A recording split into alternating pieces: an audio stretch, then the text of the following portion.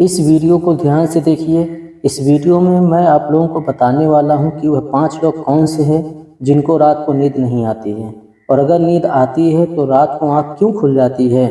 تو ویڈیو کو پورا دیکھیے اور چینل کو سبسکرائب کر لیجیے۔ بسم اللہ الرحمن الرحیم۔ قرآن شریف میں اللہ تعالیٰ نے ارشاد فرمایا ہے، اور جو شخص کسی مسلمان کو جان بوجھ کر قتل کرے تو اس کی سزا جہنم ہے، جس میں وہ ہمیشہ رہے گا، اور اللہ اس پر غضب نازل کرے گا اور لعنت بھیجے گا، اور اللہ نے اس کے لیے بڑا عذاب تیار کر رکھا ہے۔ قرآن شریف میں اللہ تعالیٰ ایک اور جگہ ارشاد فرماتا ہے، اسی وجہ سے ہم نے بنی اسرائیل کو یہ پیغام لکھ دیا تھا کہ جو کوئی کسی کو قتل کرے، جبکہ یہ قتل نہ کسی اور جان کا بدلہ لینے کے لیے ہو اور نہ کسی کے زمین میں فساد پھیلانے کی وجہ سے ہو، تو یہ ایسا ہے جیسے اس نے تمام انسانوں کو قتل کر دیا، اور جو شخص کسی کی جان بچا لے تو یہ ایسا ہے جیسے اس نے تمام انسانوں کی جان بچا لی۔ مطلب یہ ہے کہ ایک شخص کے خلاف قتل کا یہ جرم پوری انسانیت کے لیے جرم ہے۔ دوسرا ہے جس کے پاس مال و دولت ہو اور اسے کسی پر بھروسہ نہ ہو۔ تاریخ کے ہر دور میں ایک سے بڑھ کر ایک دولت مند پیدا ہوئے ہیں، اور وقت دیکھتے ہوئے وہ سب مٹی کے ڈھیر ہو گئے۔ اس کے باوجود انسان سمجھنے کے لیے تیار نہیں۔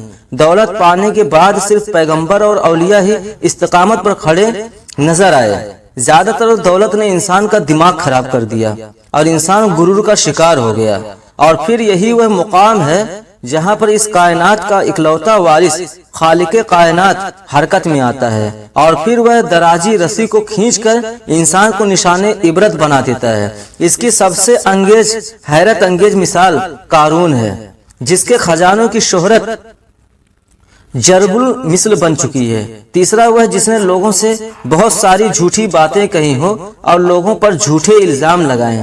حدیث شریف میں ہے کہ جھوٹے گواہ کے قدم ہٹنے بھی نہ پائیں گے کہ اللہ تعالیٰ اس کے لیے جہنم واجب کر دے گا۔ جس نے کسی مسلمان کو ذلیل کرنے کی غرض سے اس پر الزام لگایا تو اللہ تعالیٰ جہنم کے پل پر اسے روک لے گا، یہاں تک کہ اپنے کہنے کے مطابق عذاب پا لے گا۔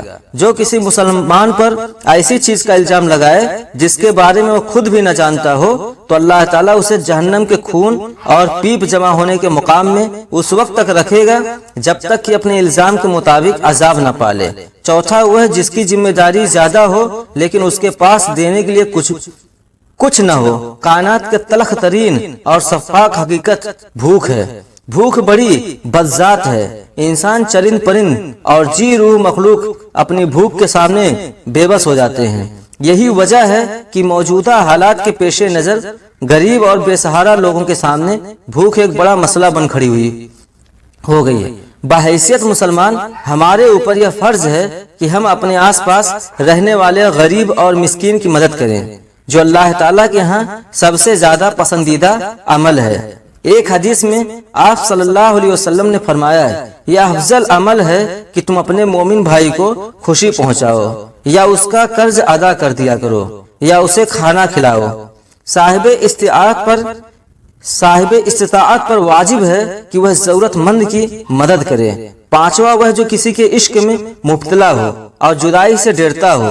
کسی اپنے کی جدائی کبھی بھی آسان نہیں ہوتی۔ اس جدائی کا احساس آپ کی دنیا کو برباد کر سکتا ہے اور ڈپریشن کو بھڑکا سکتا ہے۔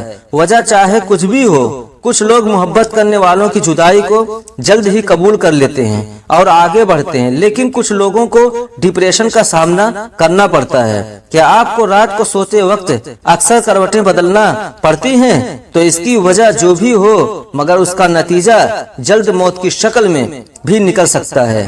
یہ بات برطانیہ میں ہونے والی ایک طبی تحقیق میں سامنے آئی۔ ایک یونیورسٹی کی تحقیق میں بتایا گیا کہ جن لوگوں کو رات کو نیند نہیں آتی یا آدھی رات کو جاگ جاتے ہیں، ان میں جلد موت کا خطرہ بہت زیادہ ہوتا ہے۔ اس تحقیق میں 5 لاکھ درمیانی عمر کے لوگوں کو شامل کیا گیا تھا اور دریافت کیا گیا تھا کہ نیند کے مسائل سے موت کا خطرہ 87% बढ़ जाता है। नींद की कमी से जहन बोझल होता है और तरह तरह के मिसाइल का शिकार हो जाता है, जबकि ज्यादा सोना हालत को बेहतर बनाता है। अल्लाह पाक हम सब की परेशानियों को दूर फरमाए और हमें सेहतमंद जिंदगी अता फरमाए। आमीन। खुदा हाफिज।